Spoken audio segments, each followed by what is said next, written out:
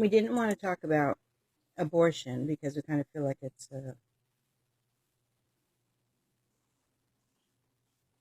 what? You're recording? Mm-hmm. A moot point.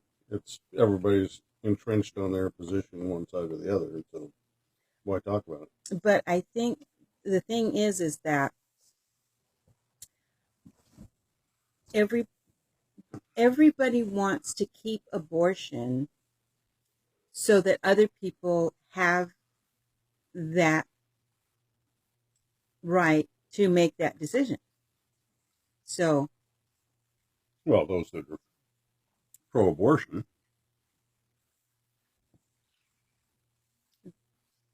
right, those that are pro-abortion want everybody to have that right, even though they wouldn't do it personally, but they want to have that, leave that right for somebody else to be able to make that decision for themselves.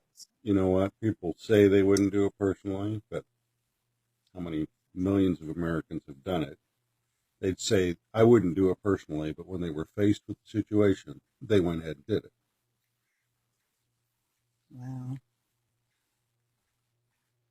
Yeah, but I've talked with some people that are for pro-choice, and they just want, women to have that choice, to be able to have that choice, Yeah. to make that decision. But that they have said, but for myself, they just say they wouldn't choose to do that, but that they're pro-choice for somebody else to be able to make that decision.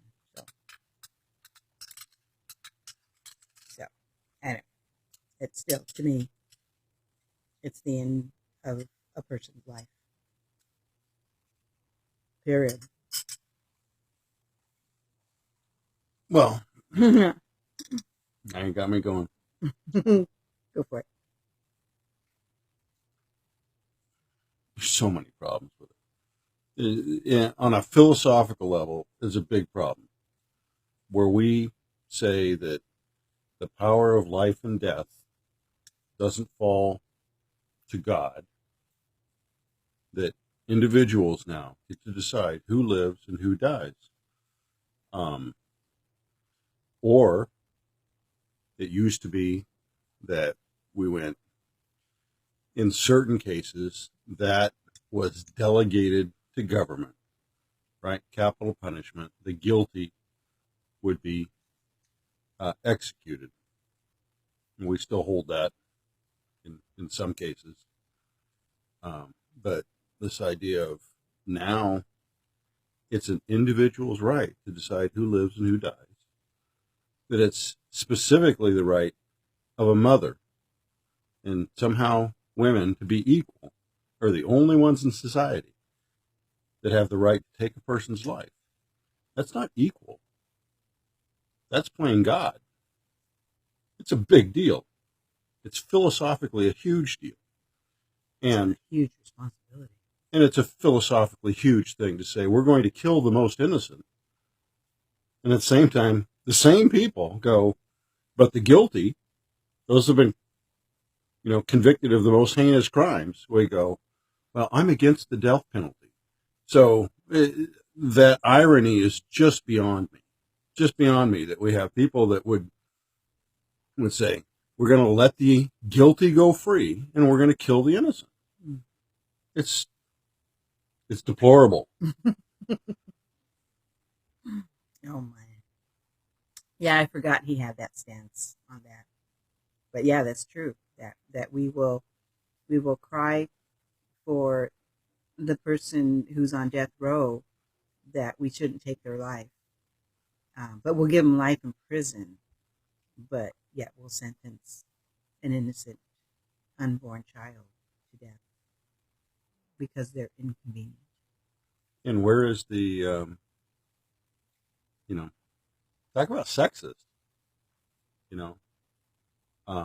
a woman can decide because it inconveniences her and she doesn't want to raise a child, and she gets to decide that. But the father of the child has no say.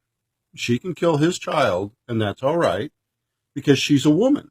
And women have the right to kill a child, but the fathers have no right. But the fathers do have the responsibility. If she keeps the child, the father's responsible to financially support that child for 18 years. So, talk about equal rights. Men don't have rights, only women. I'll tell you, the one that really offended me was when our last child was born, and they said, "What's the child's name?" And I said, "William Joseph." And she said, "I'm not talking to you." And she turned to you and said, "What's the child's name?" That I didn't have a right to name my child. You don't remember that? I don't remember that. It sure impacted me. Wow. Yeah. Whoa. Because, well, equal rights mean men have no rights when it comes to children. Only women. Okay. We can stop here.